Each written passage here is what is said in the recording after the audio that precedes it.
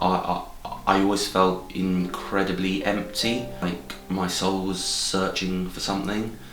It was almost like I was just like an empty cup with no water in it, and that's really how I felt. I was always looking for something which would fill me and make me whole, because I never was. And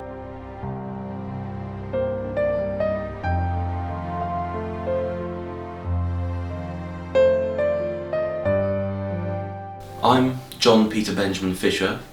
I was born in Greenwich, London, on the 13th of January 1999.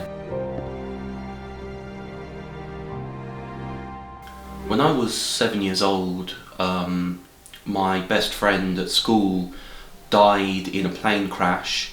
It was a very traumatizing event because it was really my first experience of mortality.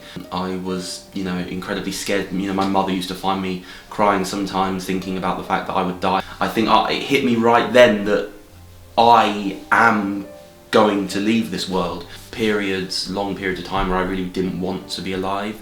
I never really considered killing myself practically, but I really had no desire to live, because living in the world without meaning was one of the most horrible experiences of my life.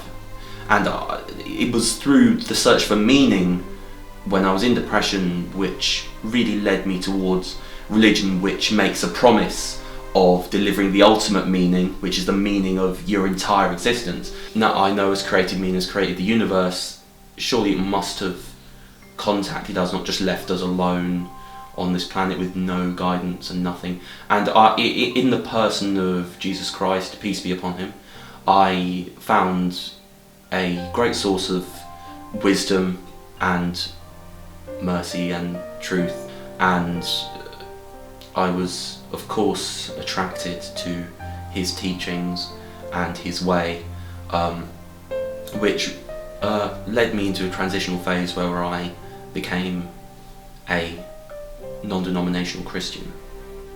I suppose I fundamentally misunderstood the concept of God, and you find the same figures revered in this different tradition. That's fundamentally the thing which really drew me in.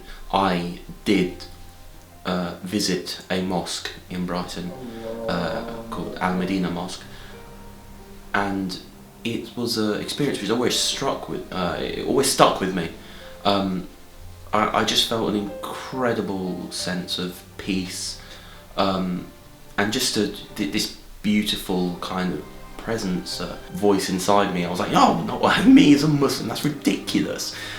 And through all this time, even through the time of Christianity, I was doing this meditation, very lengthy meditations. It all really reached a turning point, because I was doing my own research into Islam, an interesting hobby into looking into different religions, because I was by then known for changing my religion quite a bit, and I just felt like I needed to do this. Because I'd seen Muslims do it, and something in me just urged me to, and I came out of the sitting place of meditation which I'd been in for years, and I took my head and I put it onto the floor, and I bowed in sajda for the first time. I bowed as Muslims bow in prayer for the first time, and just at that moment, it's a very weird experience when you bow like that for the first time. It was quite hard for me, because I was a very proud person, and then just putting my head on the floor, but then just this, I can't describe this peace. And it's like, yes, this is what I should be doing. This is what I've been wanting to do this whole time. It's what I've been waiting to do, to put it mildly.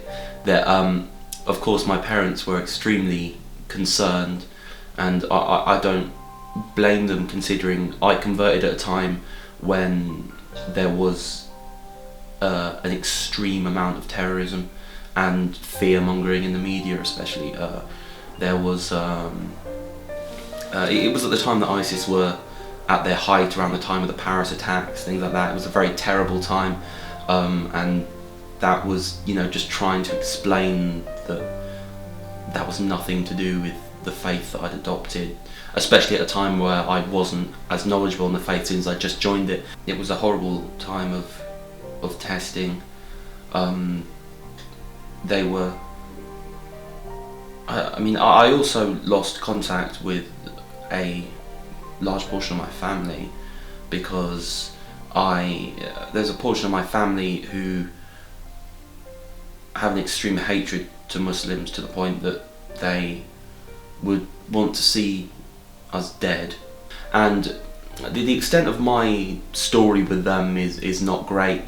Someone anonymously reported me after my conversion, and they, through the police, contacted my parents because they wanted to know if I was being radicalised.